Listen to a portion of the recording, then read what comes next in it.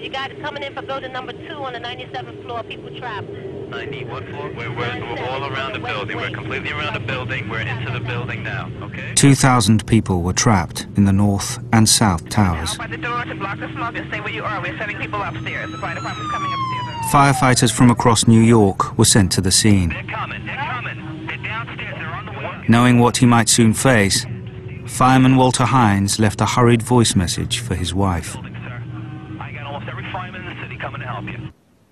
Message. Hi, Ron, it's me. Just want to let you know I love you and the girls. Tell my mom to, we're going down to that trade center thing, the second plane that just crashed into that building. So we're on our way down there. I love you. I'll talk to you later. Walter knew this was so serious. I could tell from the sound of his voice. He knew this was something he might not get out of. And I think that he just needed to let us know that he loved us. The voice message that Walter left is still on his business phone, which I've kept in his office. I've probably listened to the message hundreds of times. Everybody has told me that has lost loved ones that you'll lose the sound of their voice, that you can't remember the sound of people's voices after they've gone. And I tend to think that that's true. I think it's a good reminder to have Walter's message for my daughters, that they can continue to hear him.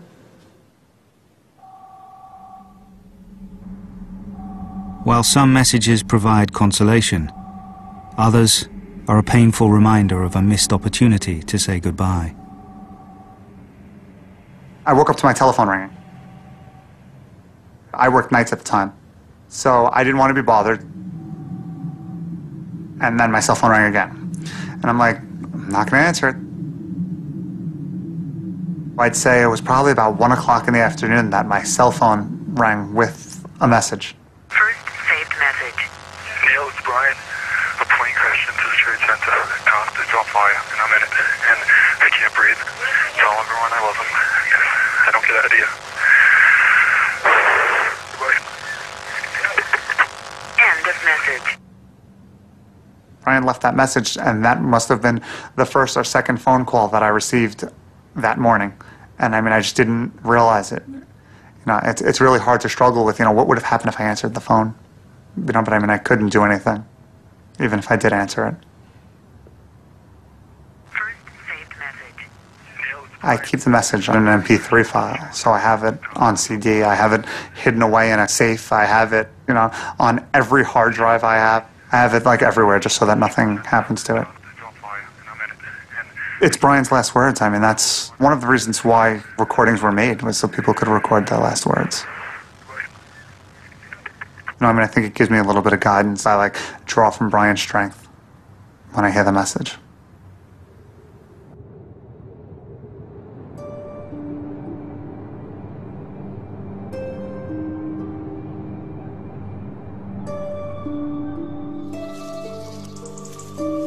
Just 3 floors below Brian Nunez in the North Tower was Melissa Harrington Hughes.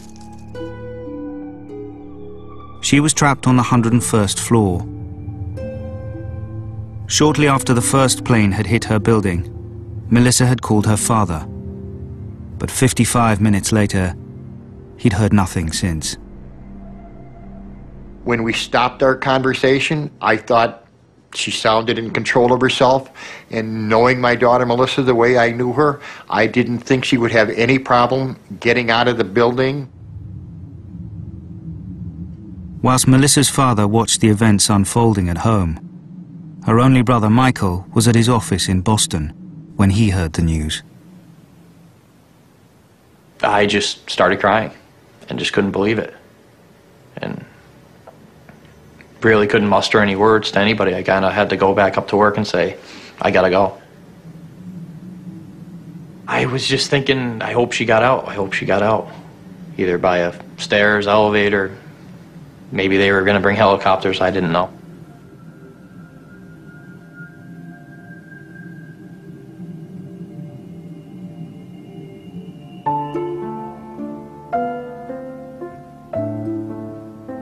My sister was very protective of me. I can't say growing up I realized it, because as a younger brother, you're always thinking the negative when you're younger. You get mad, you get upset. I don't like you, get away from me, you know, the typical brother-sister thing. But as time progressed, she looked out for me tremendously. It's, he knew You jerk, it was working? No, it wasn't working. But you know what? What? It's working now. The relationship between Melissa and my father when she was growing up kind of in the teenage high school years was probably hostile at times. You gotta think, two people with the same traits, I mean, both strong-willed, nothing's ever gonna be easy.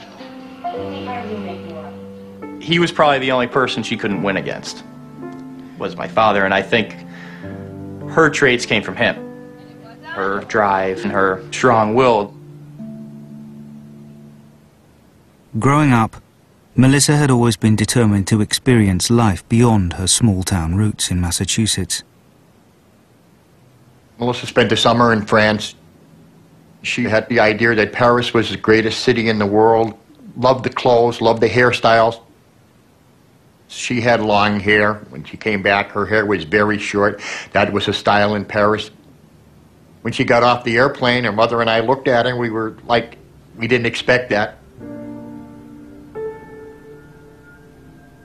Aged 26, Melissa moved to California to work for a large internet communications company.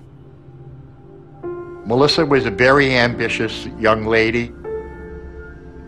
When she was in California, she bought a BMW. I was like 60 years old when she bought the BMW. I'd never had a car as nice as that. I said to her, Melissa, can you afford it? She said, Dad, I may never have an opportunity to buy one again. She bought it. She loved it. She wasn't here that long, but she had a wonderful time in the 31 years that she was here. She always aimed for the best, and most of the time she got it. After speaking to her father, Melissa rang her husband, Sean, in San Francisco, to whom she'd been married for just a year. He was asleep when she called. Sean, it's me. I just wanted to let you know I love you, and I'm stuck in this building in New York. There's lots of smoke, and I just wanted you to know that I love you always. Melissa met Sean at a junior club dance. That's basically how they started their relationship. He was a very nice young man, and they were an extremely attractive couple. I could tell when she introduced me to him, her eyes just kind of glowed, and I could tell right away that he was probably the one that she was going to marry, and she did. Your kiss as a sign of their new married love may present you for the first time Mr. and Mrs. Sean Hughes.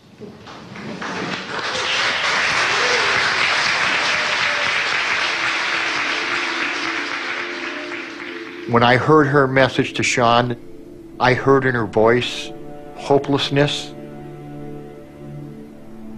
She was telling Sean that this is it, Sean, for me, but I'll love you forever, buddy.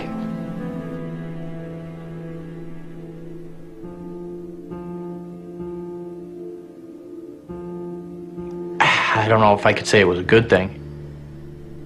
It was good to hear her voice. Good to see that she called her husband.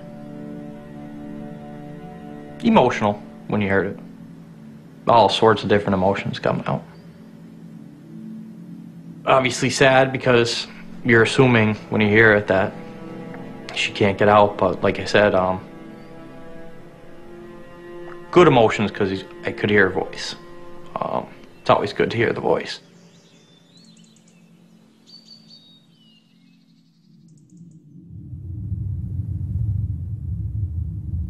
An hour after the first plane struck the North Tower, some people were still struggling to make their first contact with loved ones. The phone networks were overloaded.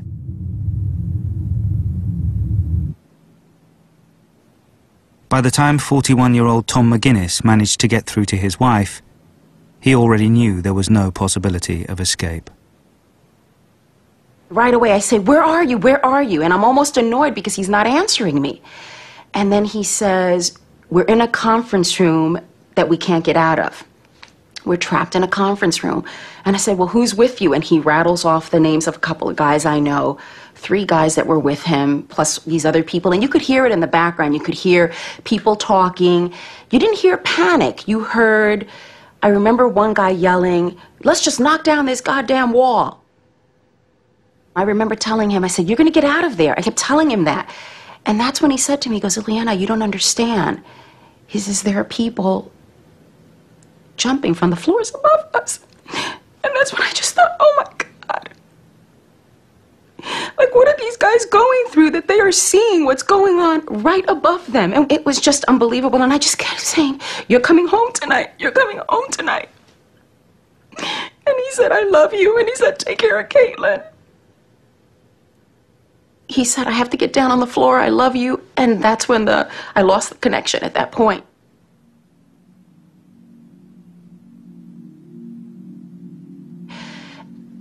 There is a great comfort in the fact that I got to talk to him.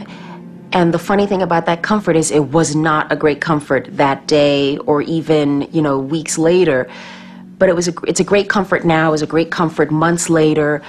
And the reason it was a great comfort is because, it's not so much for me, but I feel that it was for him. It was his chance to say goodbye, his chance to say, take care of Caitlin. He said, it'll be a miracle if we get out of here. He knew he wasn't going to get out.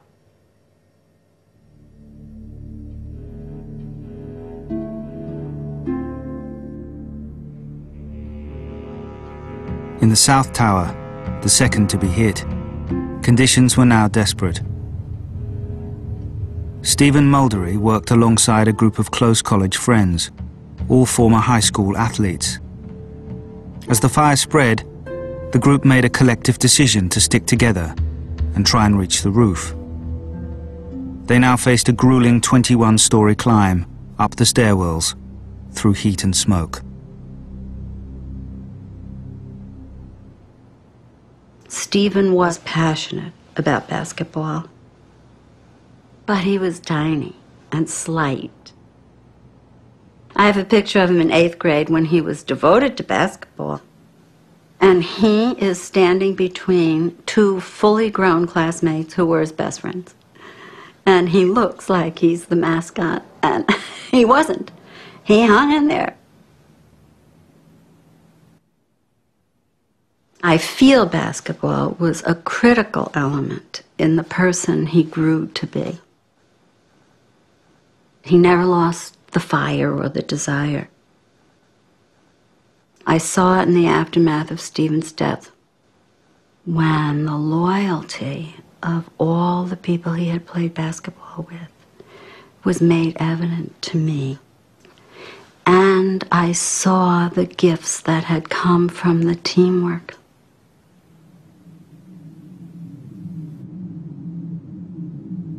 Stephen and his friends reached the top of the building, but the doors to the roof were locked.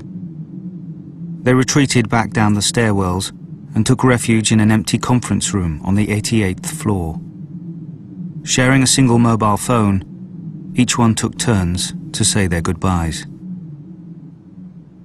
Stephen and others passed the phone around and let people get word out to their family members.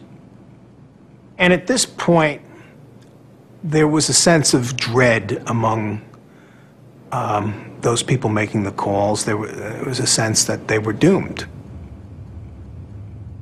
People used their last minutes of conversation to talk with their families and their loved ones and their friends. They said, you made my life better, I want you to take care of so-and-so. I want you to, know this about the truth of our lives. And it was a kind of a moment of truth for many people, a moment of desperate truth, but also transcendent truth.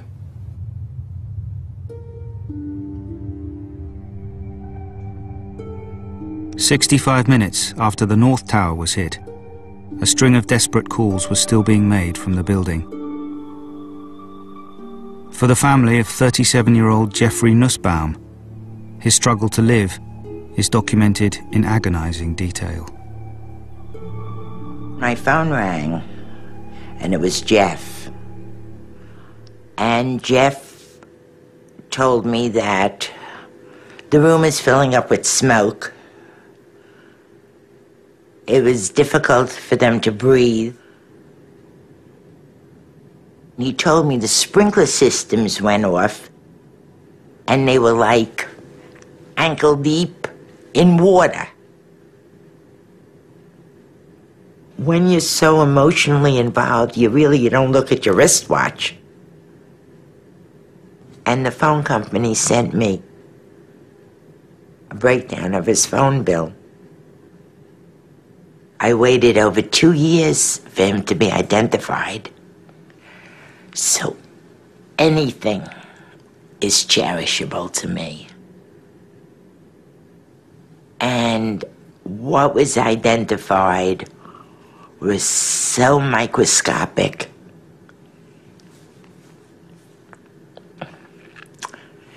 that you hold on to everything, even the telephone bill.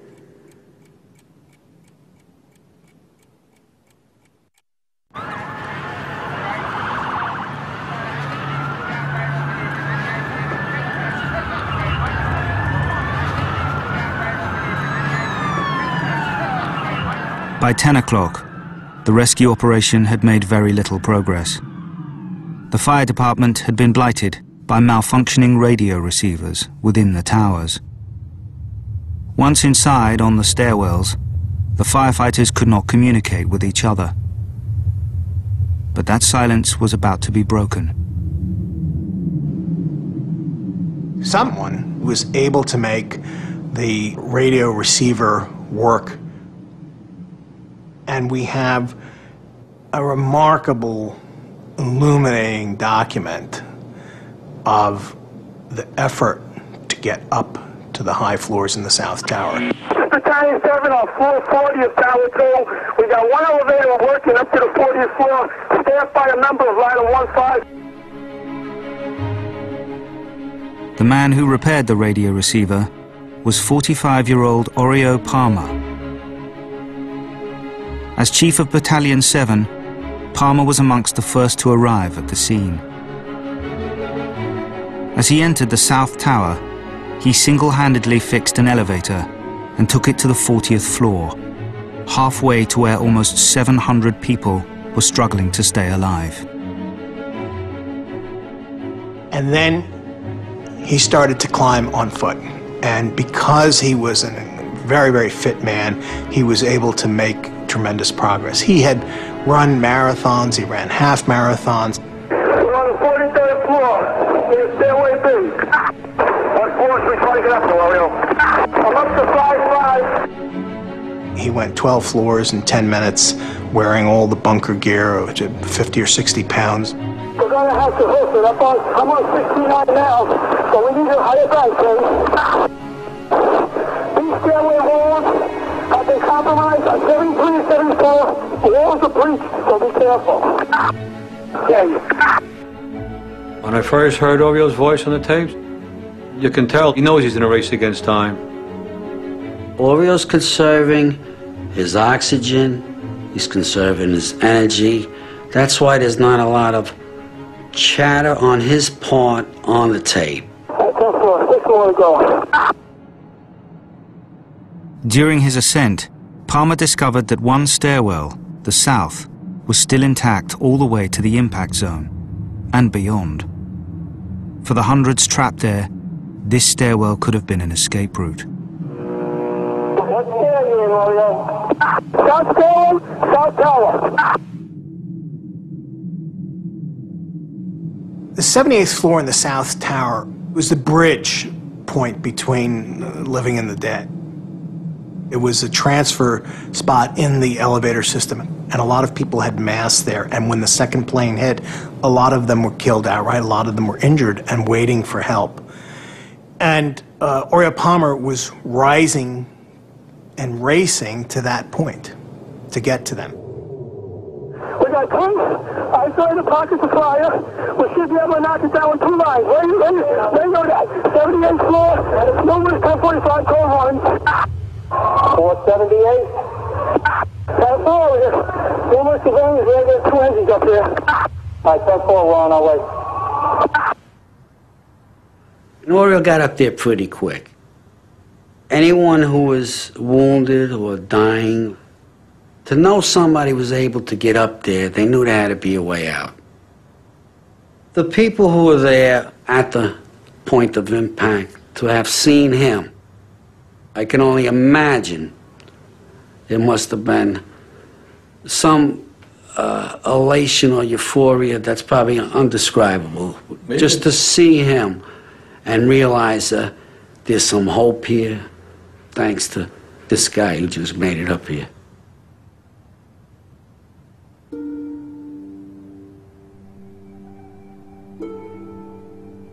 When I heard the tapes, you were watching a screen with all the words on it, but with a digital countdown, so you knew exactly what was coming. You knew the exact minute that the towers were going to go down. And you can't help but feel like you want to jump out of your seat and say, hurry up and get out of there. You know, you have one more minute before it comes down.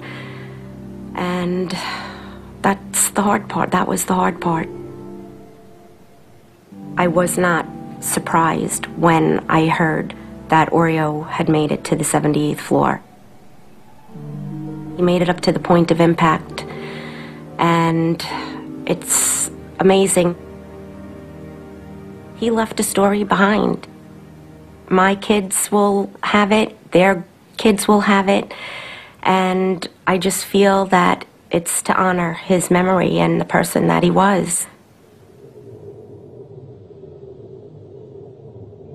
7 minutes after Palmer's last words, the South Tower would collapse. There is one 911 call which captures this moment from inside the building. It highlights the moral complexity of hearing the suffering of those trapped. From the 105th floor of the South Tower, father of 3, Kevin Cosgrove, was still speaking up until the moment when the tower fell. His words haunt me, and I try not to think about it, but it's also, in a way, kind of a comfort to know where he was and what he went through and what he was trying to do. And not many people have that. Parts of Kevin's call were deliberately made public when it was played by the prosecution in the trial of a key 9/11 terrorist. It was used to illustrate the human suffering on that day.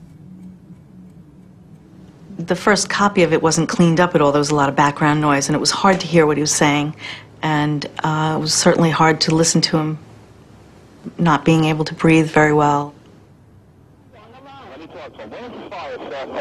Smoke, right there, 105, 2 power. All right, sit tight. We'll get to you as soon as we can. Yes, he's staying up, but the smoke's really bad, man. It's barely leave. That's all we can do. Where are you? What floor are you guys up to? We're getting there. We're getting there. Doesn't feel like it, man. I got young kids. I understand that, sir. I got lots of people up here. I understand. I know you got a lot in the building, but we're up on the top. Smoke rises. It's really bad. We're on the floor. We're in a window. I don't know, you have to be in green now. Can't see. Okay. Just try to hang in there. I'm going to stay with you. You say you're in an air-conditioned building.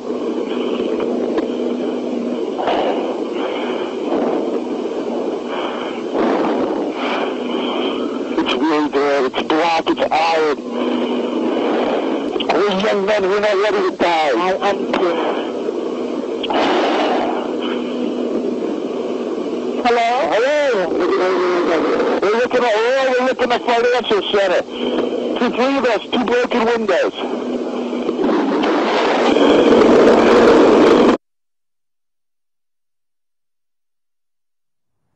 His building began to collapse.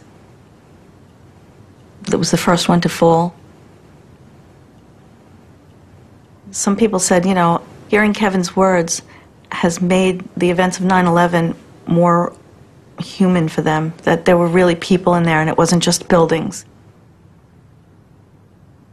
One lady called him the voice from the towers. It made it real for her, that it wasn't just a news story. It seemed like it was just a movie, but then when they heard Kevin speaking, realized this was a real thing with real people inside. For Wendy Cosgrove, there is comfort from the fact that almost 10 minutes of the call were not played in court. I'm glad that I have some that are just my own private memories that I don't have to share with the world. Because it is rather hard to share my husband's last words with the entire world. So it's nice to have something a little private. I guess what I would want people to learn from listening to the recording is that life is short, that you never know when you're going to lose your loved ones, and to spend every minute you can showing them that love. And that's what's important in life.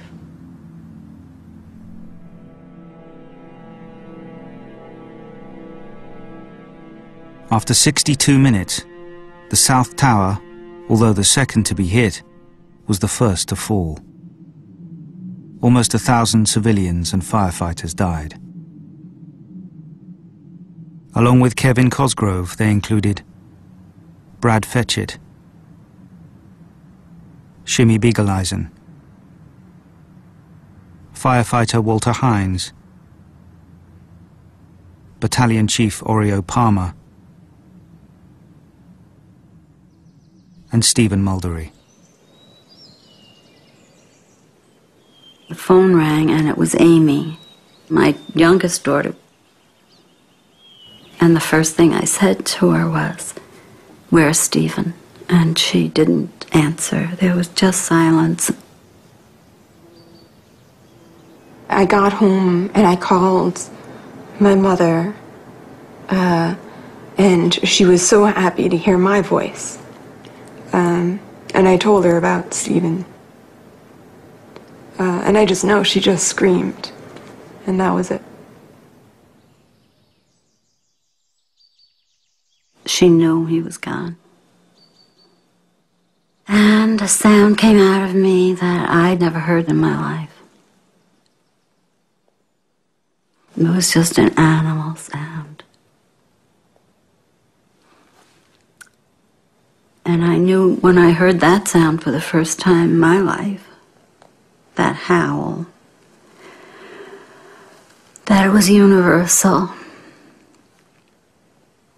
And that, you know, my family and I had joined all the losses of all the ages. Mom, it's Stephen.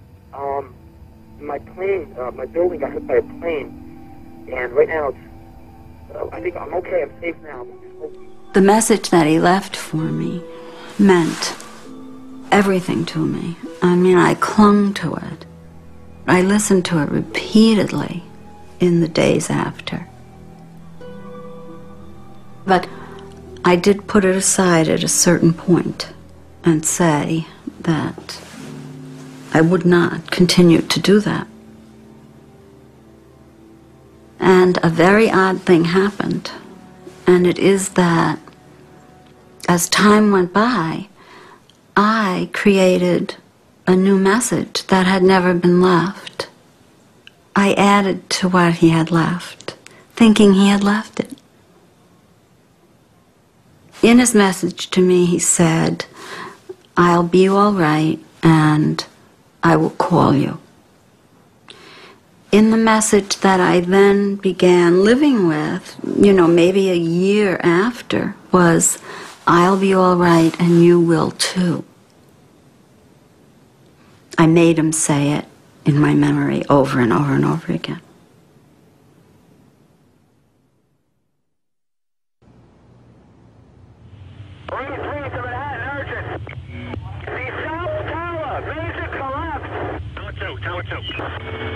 George, have them mobilize the Army. We need the Army in Manhattan. All right, all units stand by. Everybody try to calm down. Although the first to be hit, the North Tower was still standing. For those with loved ones trapped inside, the collapse of the South Tower was a terrifying premonition.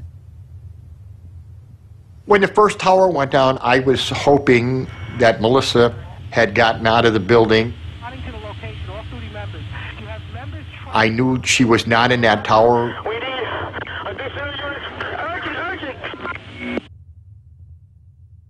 Dad really wanted her to call back. Sean had told us that she had called him. He really wanted her to call back again. And just nervously anxious was the way I viewed him. As a parent, you always want to have hope. I thought that if there was a way to get out of the building, that Melissa, at that point in time, that she would have been out of the building. I was on the phone with one of Jim's friends when the first tower collapsed. All you could hear if you listened in on the call was just crying and wailing. And then this, after about 5 or 10 minutes of that, this sense of calm that, oh wait, that's not his tower. It feels strange to report on the events of that day that we just isolated Jimmy's safety and how we could distance ourselves from the horrific event and the casualties that everybody else faced. But that felt like our duty. My parents were down in Florida on September 11th. They were not watching television until I told them to turn it on. My father was counting the floors to see, because he saw it on television. He was trying to figure out if Jim was above or below where the plane had hit. The first thing my father said to me was, he was such a great father. You know, and I said, that makes it real, because for me to think he's not going to make it out is one thing, but for my father to say that, I guess if it's in the past, that made it real, more real for me, that this was really, his life was ending.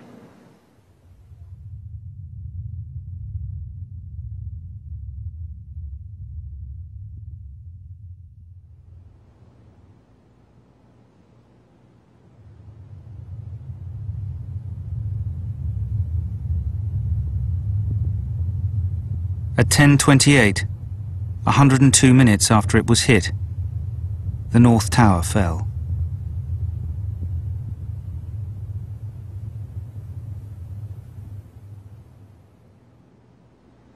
I saw the tower fall. Yeah, I saw the tower fall down, and I knew for sure I'd never hear from him again. I saw his life end right there.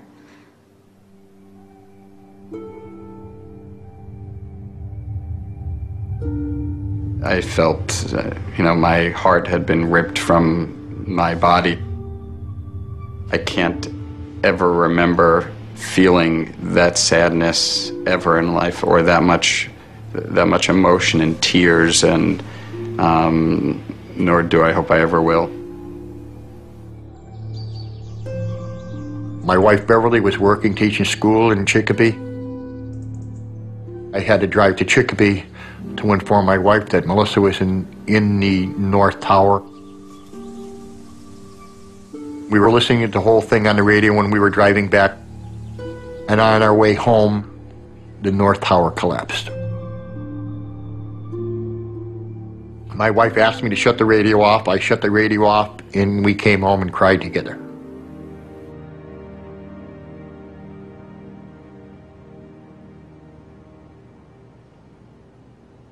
When the North Tower collapsed, 1,402 civilians were killed.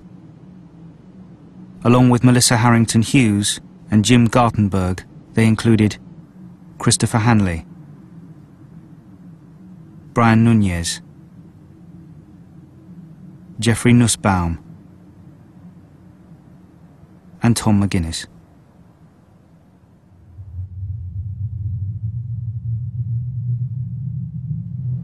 The question really about the Trade Center is, what are our memories made out of? Are they made out of images and myths? Are they made out of the hard facts?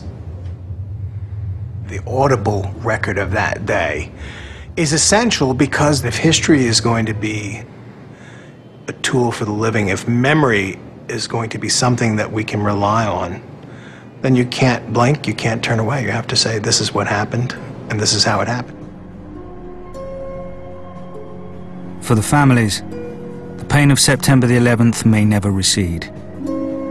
But now that several years have passed, they are beginning to understand the profound legacy of their loved one's final words. My mother is very philosophical. She doesn't get stuck by something like this. I think she recognizes it and sort of absorbs it and tries to make the most of it, and she looks forward. So she's doing well, I think. The world doesn't stop for every tragic loss of life. And, you know, I kind of wish the world could. The world gets too busy. And I understand. You can't. You'd be in constant grieving. It's too easy for me to fall into a place where life is only about endurance. And I think that's a very poor way to live life. It's ignoring all the gifts you're given. And I didn't want to be that way. I didn't want to be that way. And, you know, I can say that I don't think I have. Jim called me, you know, instantaneously as soon as it happened. His first response was, he needs to talk to me. To have his voice, just to have his voice it's nice. Even though it's panic mode, it's some last memories. Good job, Nicole. Keep going. When Jim passed away, I was 3 months pregnant. You know, here I am with this special gift, as far as I'm concerned, that he left me with. And to me, that's so important that we had that. She has his personality, she's quick-witted, and her sense of humor is just like him. You're fast, good job. So knowing that, you know, she's such a part of him, and that my other child's such a part of him, it makes me happy, that part. I was the last one from the outside world to talk to Melissa. We were able to say how much we loved each other, and I think of it constantly, all of the time. Ever since Melissa's passing, I don't want to put a good spin on it, but it's changed him. It's made him more aware of things, I should say. He's a more loving man now than he was before. Didn't show his feelings as much before, and now he does. Like with my son, who was, coincidentally, which was kind of fate, I would have to say, was born on September 11th. When you leave the face of this earth, all you leave are your children. That's your legacy. Melissa brought a lot of joy into our lives. My inner peace with Melissa's death might come from the fact that I spoke to her. I find a lot of pleasure knowing that Melissa called me, knowing that we were able to say our last goodbyes, basically. I got to talk to Melissa in person, I'll take that to my grave.